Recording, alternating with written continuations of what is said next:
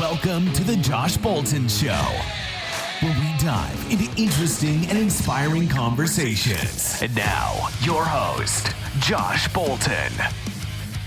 All right, cool. Much better. Much better. There we go. All right, man. Let's chat. Cool. So tell me a little about yourself. Like, you're a lawyer, but also you have your staffing firm. Like, what got you into that? Well, introduce yourself too. Yeah, sure. So my name is Brett Tremblay. I am a lawyer by trade.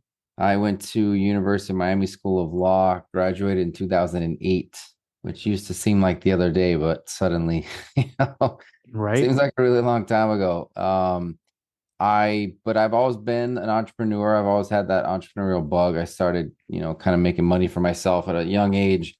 Kind of come from my parents were teachers, but my grandparents had small businesses, and my dad, before he sold his jewelry store. So I kind of grew up in the business atmosphere, and so I didn't know if I wanted to be a lawyer, but I had a lot of fun in law school and the trial team.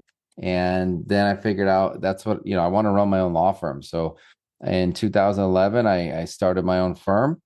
It was a litigation firm. And then I started doing a lot more corporate business side of things so I could help businesses instead of just wait for them to get in trouble.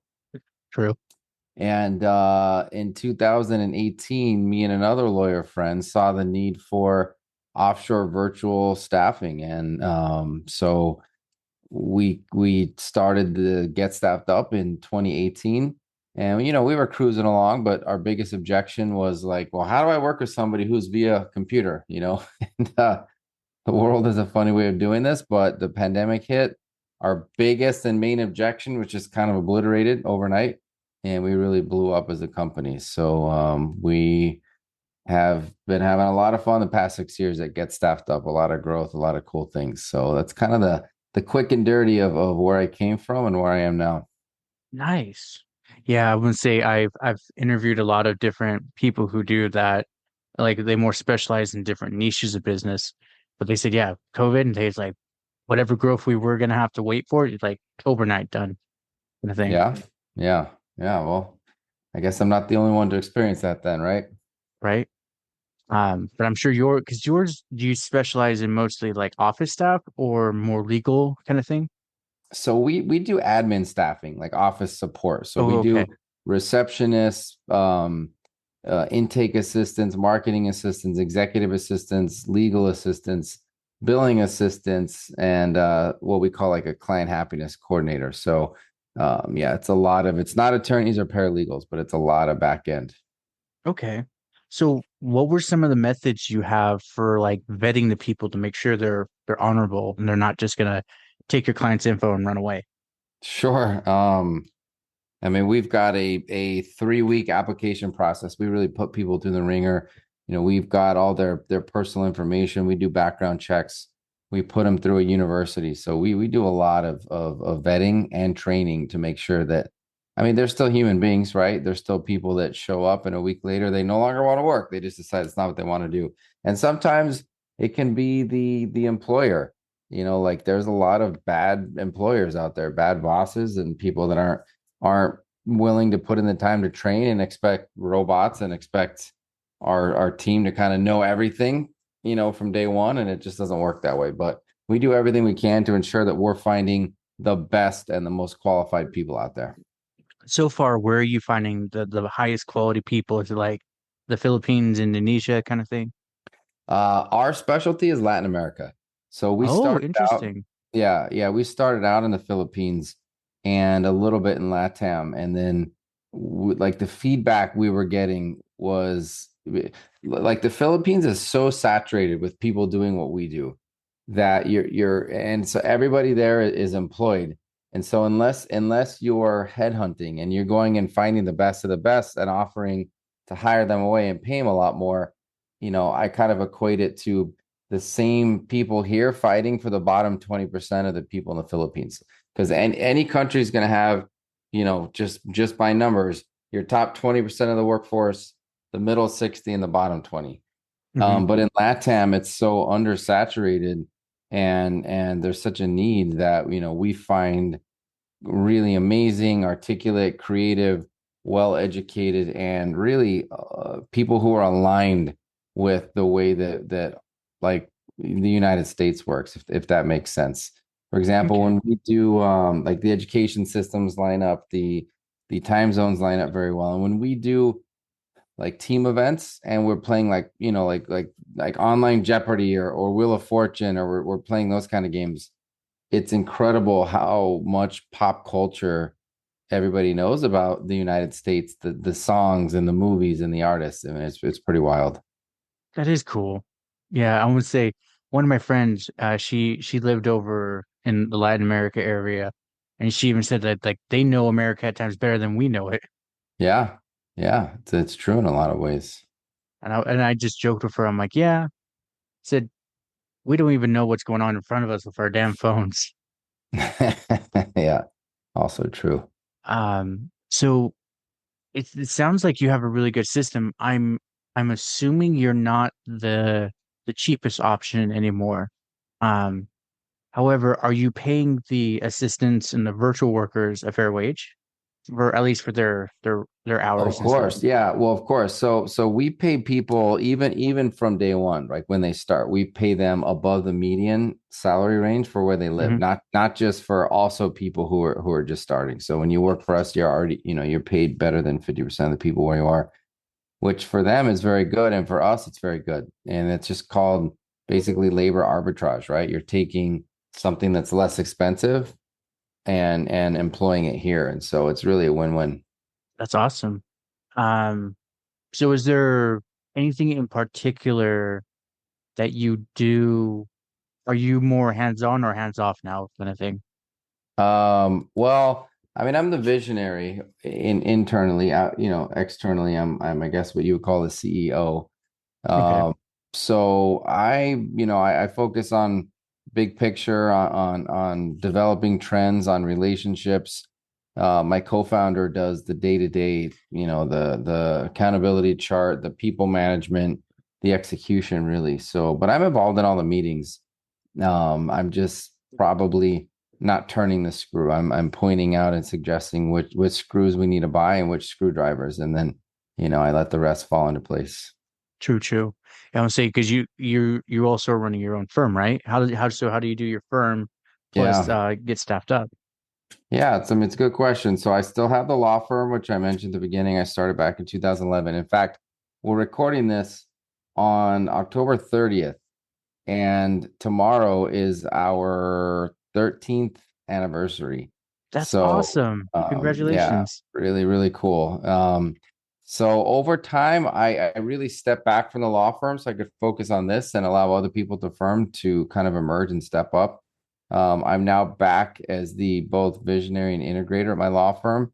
What that means is that I spend 1 day per week on the law firm where I'm just like, sun up to sundown, doing everything I can, making decisions, double checking systems, talking to the team.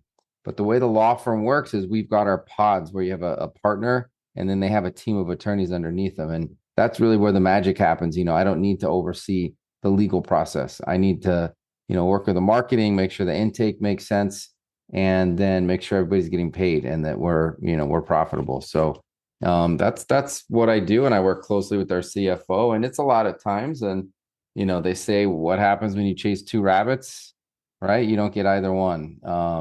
But so far, I haven't found that necessarily to be true. I think that either business could be farther along if I was full time. But that's a decision that I've made, and I'm very happy with it so far. Yeah, I'm gonna say I've met a few people who run multiple businesses and it's a similar thing. They're like, it's not failing, but they're like, it could have been better if I focused on one kind of thing. Yeah. Is there with running these two plus the family life and everything else, are you is your schedule very packed?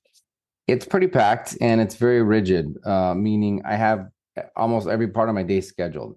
So Hmm. if I'm going to have a call with somebody, it's going to be scheduled and it's going to be scheduled in a specific time block. So I may have open time, but it's scheduled open time, right? So every Right. part of my day is laid out, and I do that because the calendar is a tool.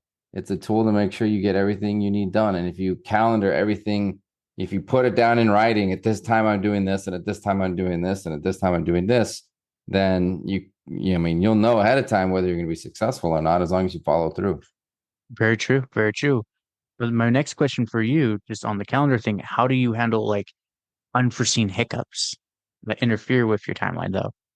I mean, they happen. You got to deal with them as best you can. And when you have a really good team around you, like assistants, then you use help. So you make sure that you utilize your team, your executive team, to reschedule things, to let people know, hey, we're going to be behind, or unfortunately we have to miss this. It's going to happen, but that's what we do, is we provide a get stuffed up. We provide great executive assistants, and then when you learn how to use them properly, then you're a little more agile, and you can manage when just life happens, business happens. True. Very true. Uh, I was just the reason I brought that up is because I also remember in your notes that you wrote a book last year too. Yeah. In fact, I always have a copy handy right here, but it's called 24 Months to Freedom. Hmm. And the tagline, the subtitle is How Modern Law Firms Use Smarter Staffing Solutions to Fast Track Their Way to Success. There's a new book out called Buy Back Your Time, which I could have basically named this Buy Back Your Time. It's the same thing. People send me a message all the time like, hey, I'm reading this book. It's basically an advertisement for your services. But this one's specifically tailored towards law firms, and it lays out kind of the path to hire the 7 positions that every law firm needs in order to be successful, and for the law firm owner, really, Josh, to not to have pure freedom by any means, but just to get to the point where you're not so overwhelmed that you have help and you're not doing everything yourself, so that you can come up for air and you can breathe. And it's that point in time where you get to decide what you want to do with your future. Because when you have a small firm and you're doing everything yourself, I mean, it is brutal. You don't have time in the day to really get almost anything done. So, Yeah, because you're being yeah, pulled in like 5, 6 different directions, and they're all equally important in their own way. yeah, more like 50 50 or or 60, but okay. I was trying to be nice, yeah. but that's interesting. So, personal note with the people emailing you saying, "Hey, it's like your book's like an ad." Does that bother you, or it's just kind of like, okay, whatever, that's their opinion? No, no, no. So what I meant by that is that I have friends text me, say, hey, I'm reading this book called Buy Back Your Time. It's basically an advertisement for your services, meaning what this guy is arguing you should do is what we sell. So Oh, it's a okay. compliment. It's like saying, like, man, this guy's selling you guys. He doesn't reference us directly, but all I mean is that, me and that author and others, going back to the 4-hour work week, we're not the first ones to talk about delegation and to stop doing everything yourself. We all preach the same thing, which is you can trade, like, when you don't have any money, then you trade your time for money. And then as you grow and you start to be more successful, you can trade your money for time. So you quite literally, every time you hire someone, you bring them on and you pay them and you give them a chunk of your work and you get that time back. Hmm. Oh yeah, my current employer, that's a big one right now because he's so used to doing everything himself. Now he has me and one other guy under him, and he's like, there's some days I don't even know I have so much time to myself. I'm like, well, that's why you pay us the money that you pay us. Yeah. Yeah. He's like, I'm so used to just doing it myself. He's like, I feel like I need to pick up more clients so I can do something. I'm like, or just relax, you've worked hard, kind of thing. Yeah. Well, you know, you can never relax too much in a business, because I truly believe this. Like, you're either growing or you're dying. Even if you're growing by 1%, you're still growing. But is really impossible to have complete stagnation. Like, we're gonna have the exact to the penny revenue that we had last year. It just really doesn't work that way, because life changes, things change, people change, and your clients change, and there could be better options, or they could sell their business or go out of business, and you could find yourself suddenly saying, like, oh no, now I'm short and I need to go find the work. So you never want to get too relaxed, but at the same time you got to make sure that you don't overwork yourself. Right. I what I was just trying to reference, like if he had my boss had like a Tuesday afternoon off, he's like, oh, I need to do something. I'm like, or just relax too. Yeah. That's more what I Yeah. was going for. Oh, I got you. I mean, yeah, he feels guilty, right? That's a a common thing. It's like when you suddenly find yourself free, you can feel a little guilty. Like, what do I do? You know, like Yeah. my dad used to always say, like, I guess he was giving me compliments, but like, you know, some people would be out golfing instead of always working, and it's like even today, if I do golf, I always feel guilty. Like maybe I should be working harder. So I think it's just part of it. I think it's also just like the mindset to keep going no matter what. Where it's like the now Yeah. you have like you said, the like the time and the freedom and the income. It's like, oh, I guess I don't have to keep pushing as hard now, kind of thing. Yeah. Yeah, it's true. I mean, comfort is a funny thing because I think that's what we all try to get to, but comfort is really the enemy of growth. And when you're like you buy the house and then you say, well, now I've made it and I just need to make this much and then I'm good. And then I can relax. And some people crave that. And I'm not saying it's a bad thing, but it's still a fact in say it's still a fact in my opinion. So I don't know how to reconcile those, but like my opinion is that comfort is the enemy of growth, and I don't know if I can prove that or not, but I think a lot of people would agree with me. Oh yeah, I would agree too. There are many times like I've wanted to do something, but I've just laid in my bed. I'm like, I know I'm supposed to do something, but I'm just gonna lay here. And then the next day I'm beating myself. I'm like, dude, you could have done this, you could have done this and this. And it's like, you idiot. Then I'm like, Yep. also be nice to yourself. You don't have to be that mean, Josh. Yeah, I know, but and sometimes being mean to myself kicks me in gear, Oh right? yeah, So it's like, how do you reconcile those? right. So for you though, like what's because we're nearing the tail end of 2024. What's the goal for both your agency and staff get staffed up, but also for next year for you, your clients, and all that? Man, we got a lot of good new things. We're still so early in the staffing arena. We can do a lot more, and we have plans to do a lot more in staffing, and that's a lot of collaboration, a lot of cool new things, a lot of things to add value for our current clients as well as add new clients. And for the law firm, it's a little bit different, not quite as much innovation, but more, how do we attract people to join our team and try to expand what we've already built on? Interesting. So to tap to first start with the get staffed up, what are some of the new things you're like implementing to help bring value to the customer? And then for the firm, what is the some of your strategies and visions for attracting a good um partner, I believe it is? Yeah, so good questions on the get staffed up side of things. The biggest thing we're doing right now is enhancing our client portal, and we are giving people more options for how they want to pay their client their staff, if that makes sense, offshore. So with a portal experience, you can manage your people, manage their pay, their time off.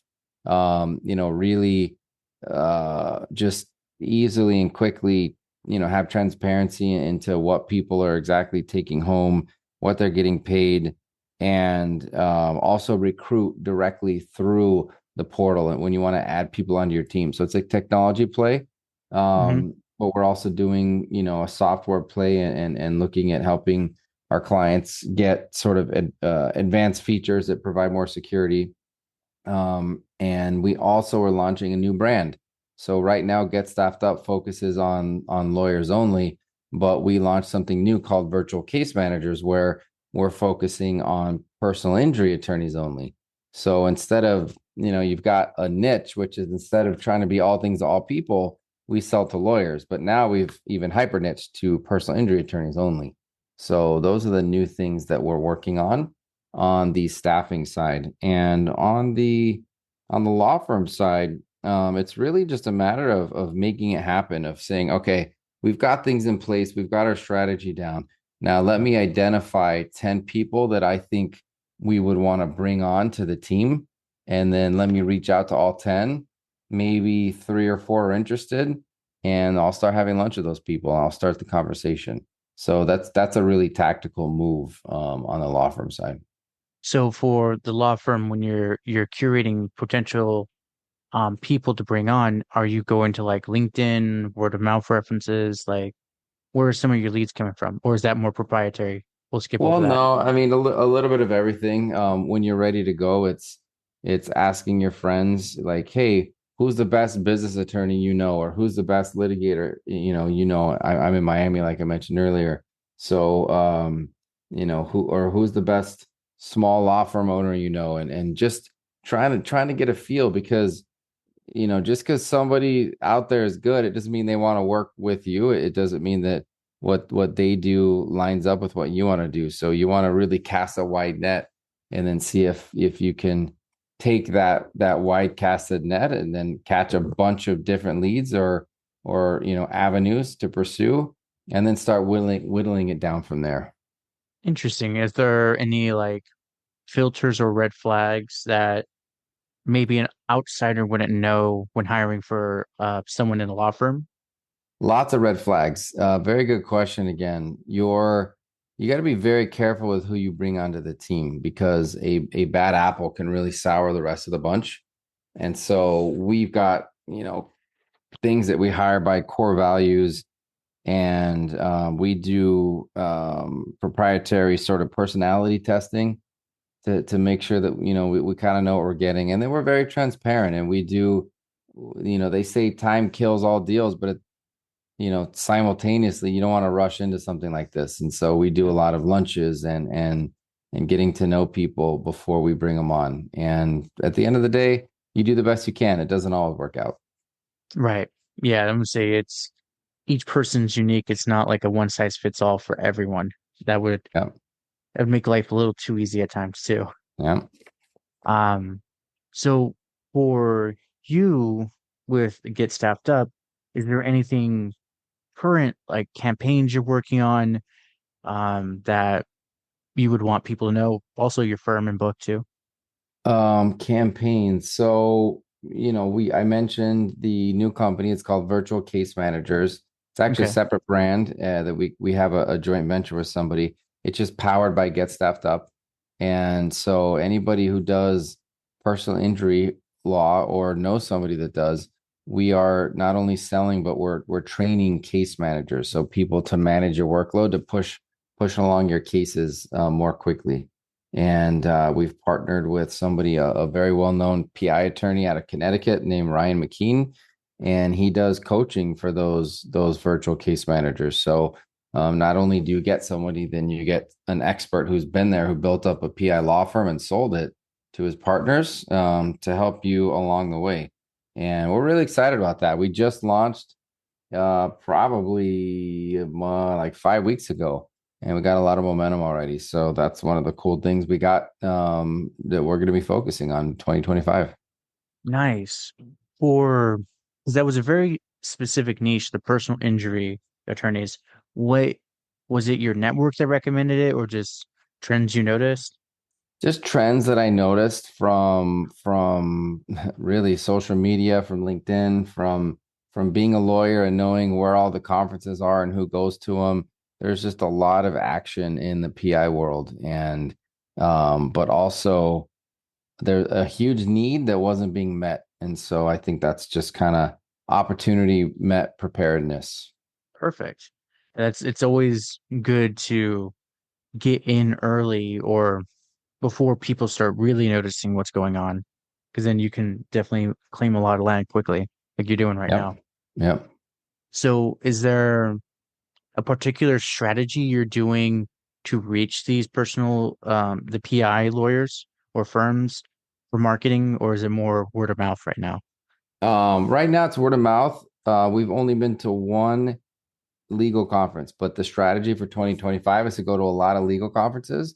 And then what's nice is, again, instead of just getting a list of hundreds of thousands of attorneys, we just need to get, the information for, 1,000, 5,000 personal injury law firms. And then you just start targeting them, start sending emails, start calling, inviting for conversations, asking for references, targeting them on social media. sending them snail mail, whatever you can to get in front of them. I wish I could tell you, like, this is the one thing that always works in our line of business.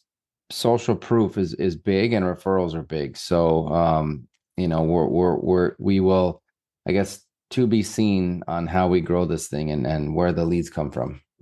I feel though, at least as an outsider looking in with vague knowledge, once you do build a name for yourself, though, it's gonna take off like wildfire, though. One, That's what we hope. I mean, that's what happened to Get Staffed Up, right? And that's exactly what we hope happens. yeah, it's you got to get a couple of good clients, have them like vouch for you and be like, no, this guy, he might be pricier, but he is still cheap. He's the medium, and he is worth paying, Yeah. like kind of thing. Yeah. Look, I think on the price thing, there's always the DIY model, and you go try to hire someone yourself instead of, again, that's where you're trading your time for money, right? You're going to spend all that time because especially in the VA world, well, it's actually less than in the domestic world in terms of like staff level positions, but turnover happens, and it's really hard for small business to have turnover. So when you work with us, if somebody leaves, or gets a different job or just quits or flakes out, we replace that person for you. Like we move you to the top of the line so we can find somebody new for you. And that's a huge advantage. So there's pros and cons, everything. I don't think we're not the most expensive by far. I mean, I see companies on Twitter all the time that are, selling VAs for a lot more than we do out of the Philippines, where they're a lot cheaper than we recruit out of. So, we're very middle of the ground. We're not trying to be the most expensive, but we're not getting involved in the race to the bottom either, and making Right. sure that we provide, the most value, but really the best people. That's what we hang our hat on. It's interesting, yeah, because one firm for that I talked to earlier in my podcasting times, she mentioned that they make sure to keep protocols. So if someone does leave, they can just open up a document and be like, okay, he wants this, this, and this. Do you do something similar? Is there or a type of CRM for them? So because every law firm is different, we don't get involved with developing policies and procedures for our clients. But if a firm can be that organized so that someone can come in and just open the book and know what to do, that's a great place to get to. And kudos to whoever was on with you, because a lot of people talk about it. Very, very few people execute on it. Interesting.